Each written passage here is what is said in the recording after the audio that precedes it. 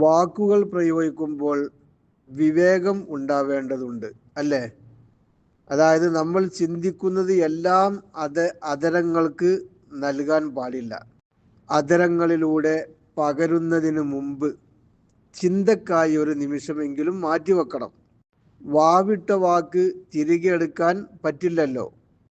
എന്നാൽ ഉപകാരമുള്ള ചില വാക്കുകളെ കുറിച്ചാണ് ഇന്ന് പറയാൻ പോകുന്നത്.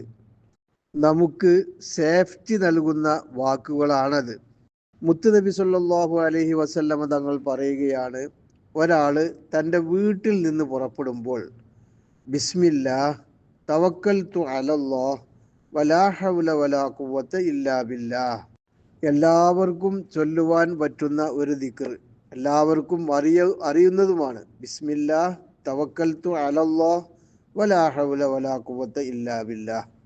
ഈ ദിക്ർ ഒരാൾ ചൊല്ലിയാൽ വീട്ടിൽ നിന്ന് ഇറങ്ങുമ്പോൾ ആ വ്യക്തിയോട് ഒരു മലക്ക് വിളിച്ചു പറയുമെന്നാണ്, നിന്നെ നേരായ മാർഗത്തിൽ ആക്കപ്പെട്ടിട്ടുണ്ട്, നിനക്ക് മതിയാക്കപ്പെട്ടിട്ടുണ്ട്.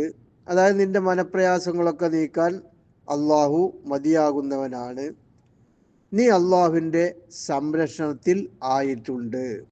മാത്രവുമല്ല പിശാചുക്കൾ ആ വ്യക്തിയിൽ നിന്നും ഒഴിഞ്ഞു നിൽക്കുന്നതുമാണ്. പിന്നീട് മറ്റു പിശാചുക്കൾ ആ പിശാചിനോട് പറയും, ഒരാള് അള്ളാഹുവിൻ്റെ നേർമാർഗത്തിലാവുകയും അള്ളാഹു അവന് മതിയാകുന്നവനാവുകയും ആ വ്യക്തി അള്ളാഹുവിൻ്റെ സംരക്ഷണത്തിലാവുകയും ചെയ്താൽ പിന്നെ നിനക്കെന്ത് ചെയ്യാനാകും അവനിൽ? അതായത് പിശാച്, നിനക്ക് അവനെ ഒന്നും ചെയ്യാൻ കഴിയില്ല, അവനെ തൊടാൻ സാധിക്കുകയില്ല. മാഷാ അല്ലാഹ്, ഈ ദിക്റിൻ്റെ പവർ നോക്കൂ. നാം വീട്ടിൽ നിന്നോ അല്ലെങ്കിൽ റൂമിൽ നിന്നോ ഇറങ്ങുന്നത് ഒന്നിരിക്കൽ പള്ളിയിലേക്കായിരിക്കും, അല്ലെങ്കിൽ അങ്ങാടിയിലേക്കായിരിക്കും, അല്ലെങ്കിൽ ജോലിക്കായിരിക്കും, അല്ലെങ്കിൽ മറ്റു വല്ല യാത്രക്കും, പല ഇടങ്ങളിലേക്കും നാം വീട്ടിൽ നിന്ന് ഇറങ്ങും. ആ ഇറങ്ങുന്ന സമയത്തൊക്കെ ഈ ദിക്റുകൾ ചൊല്ലുകയാണ് എങ്കിൽ അത് വളരെ സേഫ്റ്റി നൽകുന്ന ഒരു ദിക്റാണ്. ഇതിൽ തവക്കുലുണ്ട്. വമൻ യതവക്കൽ അലല്ലാഹി ഫഹുവ ഹസ്ബുഹ്.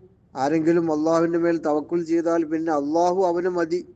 ലാ ഹൗല വലാ ഖുവത ഇല്ലാ ബില്ലാഹ് എന്നുള്ളത് സ്വർഗത്തിലെ നിധികളിൽപ്പെട്ട നിധിയായ ഒരു ദിക്റാണ് എന്ന് നബി സല്ലല്ലാഹു അലൈഹി വസല്ലം പറഞ്ഞിട്ടുണ്ട്. ഈ ദിക്ർ ചൊല്ലുന്നതോടുകൂടെ ഒരു പ്രത്യേക സംരക്ഷണം നൽകപ്പെടുന്നു.